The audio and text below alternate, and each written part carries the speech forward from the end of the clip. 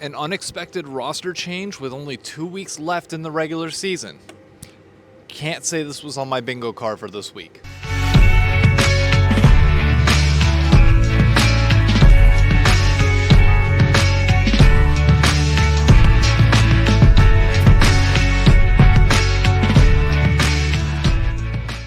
Well, I was going to start off this week by talking about the match that was in the 3-game series that we ended up getting, because it was like the first best of 3 that we've seen in quite a long time, and yeah, all that's out the window. We'll cover it as time goes on. Yes, the current news at the moment is that Meech has been benched from the roster, and Tomo, who was the starting ADC for Dignitas in spring, he was then removed from Dignitas as they revamped the roster with pure veterans. Sven went in, he went down to Disguised Toast, clearly through the connection that Golden Glue and Jungle Juice and crew have with Disguised Toast. They were able to get him to come up and start on the main roster. Now, the reason for his benching, according to Jungle Juice, and I will read this off direct, we wanted to accommodate Brandon, who is taking a step back to focus on his mental health. We felt it was best for all parties so the team could be put in the best position for the remainder of the summer split.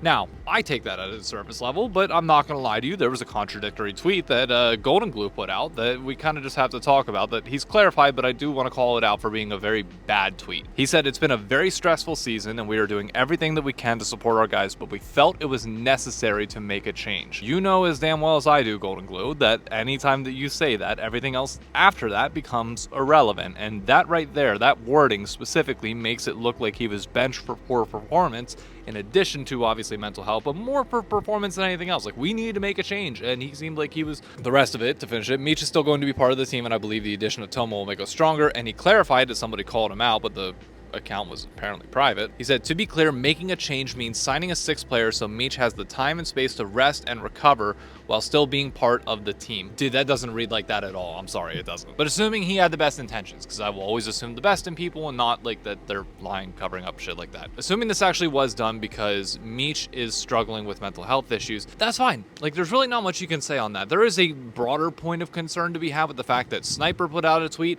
after the prior series saying that he's struggling mentally, and then you now have this with Meech as well. But given the fact that these are both younger players, these are the 2 youngest guys, I think average age like 18 between the 2 of them, they are both new to pressure situations like this. This is the first time that they've ever been on the LCS stage like this, that they have to deal with all of the circumstances that come with the difference between NACL and Academy and Pro. So yes, that can take a mental toll on you, regardless of how good or bad coaching, management, like ignoring the 100 Thieves infrastructure and system there internally, you don't know whether people are going to be hit or miss, whether they can handle that pressure or not.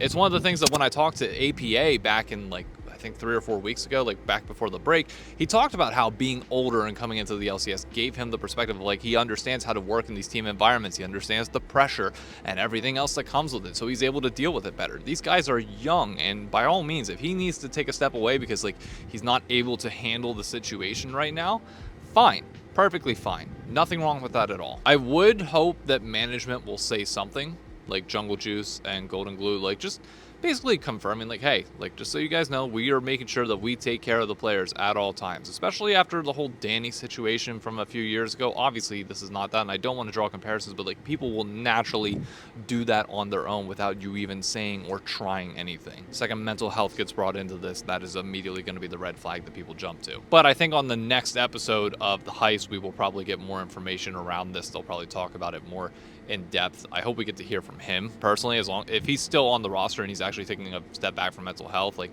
it'd be great to hear from him. I understand that we probably won't. It's an interesting situation, and this is on top of the fact that a lot of people saw this and were like, oh, well, why isn't Ayla bench? Because going back to the series from this past weekend, bot lane was an issue.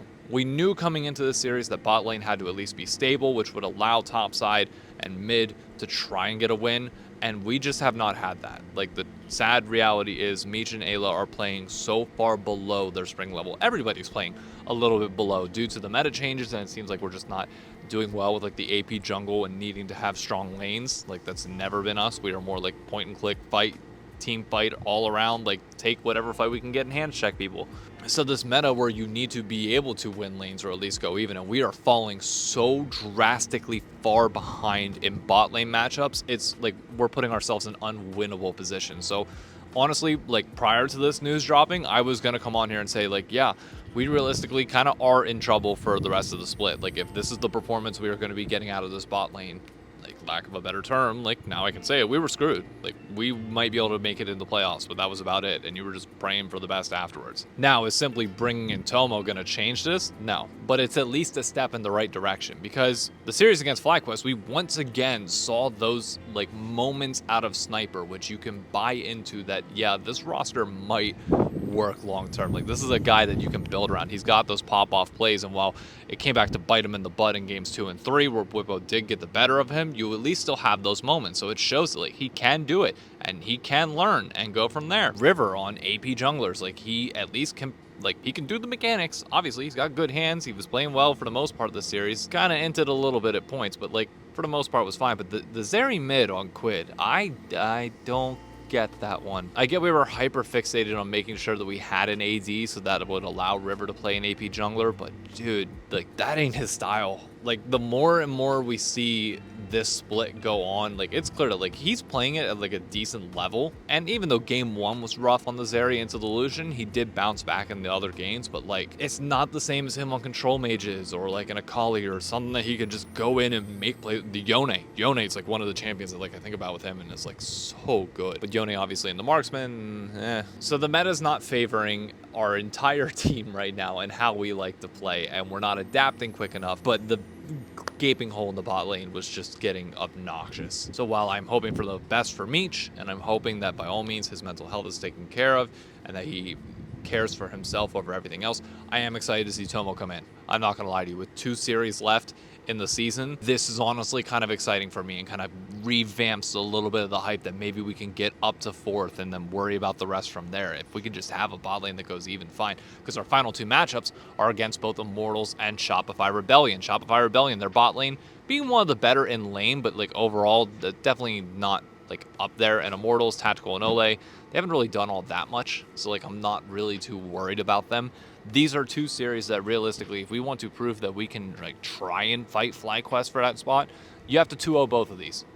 Plain and simple, you have to establish that presence right now.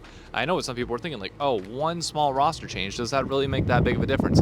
Might I take you back to last summer, sorry. Team Liquid, your current LCS champions. They were not champions last summer, that was NRG. But what did they do last summer? They subbed in APA, a player that people thought, oh, okay, well, you know, is this guy really going to work out all that well? Turns out the answer is yeah. There were some hiccups along the way, sure, but it worked out pretty dang good. Now, Tomo obviously is not a brand new quantity that we have to like figure out, but it is going to be an interesting situation where we haven't seen him on a team like this, so who knows? You could end up seeing him perform well. Maybe him and Ayla will finally work it out and Ayla can prove his worth, but like for Ayla, like this is your dude, this is your last chance. You have to make it work with Tomo or you will not be back in the LCS. You are not going to get a better chance than this. Now, I'll be honest with you, the general sentiment around people reacting to this news online and reacting to this entire week has been kind of sad, because it's just nothing but like, oh yeah, it makes sense, they'll pick him up for like 3 more weeks of play, 2 weeks here, and then the play or postseason, and then you know, 100 Thieves is done and out and everything becomes irrelevant. It's like, God, guys, I really didn't need that reminder of everything, but y'all want to shove that down my throat, why don't you? Hi, Editor David here, coming in and dropping a bit of news. And by news, I mean a singular rumor started by Papa Smithy in the Oracle's Elixir Discord, which there were people apparently mad on Twitter and in that Discord that somebody posted it publicly. Too bad. Don't say anything in a public Discord if you don't want it to be public information. Like, come on. Does this mean anything? No, absolutely not. Papa Smithy is not part of 100 Thieves in any way, shape, or form. Is it going to be something that I latch hopium onto as any chance that we stay in the league? You bet your ass I am. Oh yeah, the hopium's riding high. So this is what I needed. Anyways, back to the video. That's going to be it for the rendezvous this week. I know a little bit more serious than normal, but it's not like mental health. Benching is not really something that I want to take lightly nor like joke about. I don't know what the situation is. Like, none of us do from the outside in, so I don't want to make any bold assumptions. Like, just read the situation for what it is and just say it. But if you're in New York City this weekend, we will be watching the LCS, and we will be watching 100 Thieves versus Immortals at OSNYC. So you get to come watch it with me, and it'll be a ton of fun. So if you're in the neighborhood, come on by. Otherwise, oh, get ready for the roller coaster. This is going to be an interesting one.